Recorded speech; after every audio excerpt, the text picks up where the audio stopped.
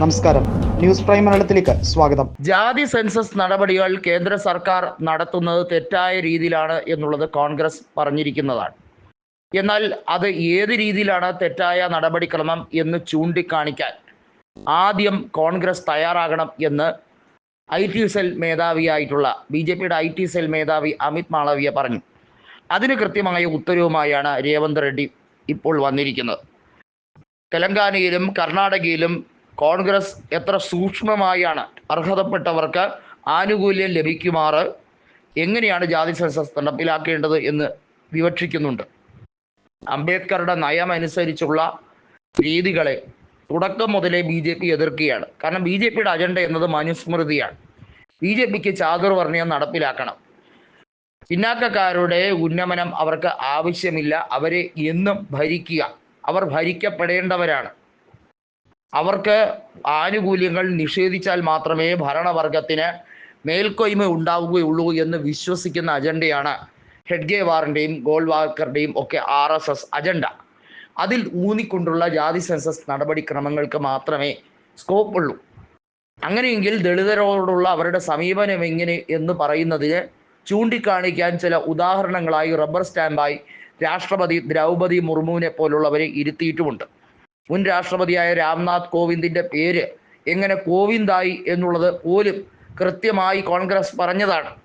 ഏതായാലും ഇപ്പോഴത്തെ നിലപാടിനോട് ശക്തമായ എതിർപ്പുമായി രാഷ്ട്രപതിയെ തന്നെ കാണാനാണ് കോൺഗ്രസ് തീരുമാനിച്ചിരിക്കുന്നത്.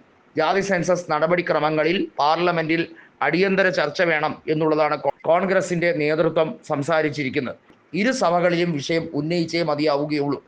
ഈ നടപടിക്രമങ്ങൾ ഏത് രീതിയിലാണ് നടപ്പിലാക്കാൻ പോകുന്നത്?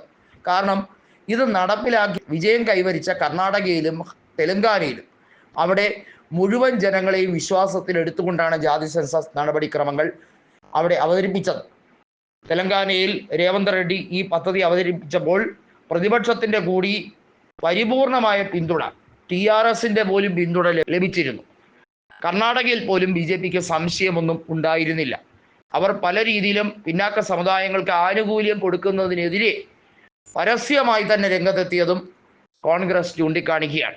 വാസ്തവത്തിൽ ജാതി സെൻസസിൻ്റെ കണക്കെടുക്കുന്നത് ഓരോ മതവിഭാഗങ്ങളെയും അതിനകത്തുള്ള ജാതിയെയും തരംതിരിച്ച് വോട്ട് ബാങ്ക് പൊളിറ്റിക്സിന് വേണ്ടിയാണ് എന്നായിരുന്നു BJP ആദ്യം തെലങ്കാനയിലും അതുപോലെ തന്നെ കർണാടകയിലും കോൺഗ്രസ് സർക്കാർ ഈ വിഷയം അവതരിപ്പിച്ചപ്പോൾ എതിർത്തുകൊണ്ട് സംസാരിച്ചത്. എന്നാൽ ഇപ്പോൾ കേന്ദ്രം ഈ പദ്ധതി നടപ്പിലാക്കുന്നത് വെറും ഡാറ്റ ശേഖരണത്തിന് വേണ്ടിയാണ്. അതായത് എങ്ങനെയാണോ ഡാറ്റ ശേഖരിച്ച് മറ്റ് ഏജൻസികൾക്ക്, തെരഞ്ഞെടുപ്പ് വിദഗ്ധർക്ക് നൽകുന്നത്, ആ ഏജൻസികൾ ഇതിനെ ദുരുപയോഗം ചെയ്യാൻ വേണ്ടിയുള്ള നടപടിക്രമമാണ് കേന്ദ്രത്തിൻ്റെ ഭാഗത്തു നിന്നും ഉണ്ടാകുന്നത്. ഇതിനെയാണ് കോൺഗ്രസ് തുടക്കം മുതൽ തന്നെ എതിർക്കുന്നത്. എന്തുകൊണ്ട് ഒരു കൃത്യമായ ബ്ലൂ പ്രിൻ്റ് കേന്ദ്ര സർക്കാരിൻ്റെ കയ്യിലില്ല? തെലങ്കാനയിലും കർണാടകയിലും അവതരിപ്പിച്ച പോലൊരു ബ്ലൂ പ്രിൻ്റ് എന്തുകൊണ്ട് കേന്ദ്ര സർക്കാർ നടപ്പിലാക്കുന്നില്ല? ഇത് തീർത്തും അബദ്ധജടിലമാണ് എന്നുള്ളത് ചൂണ്ടിക്കാണിച്ചിരിക്കുകയാണ് മല്ലികാർജുൻ ഖാർഗെ.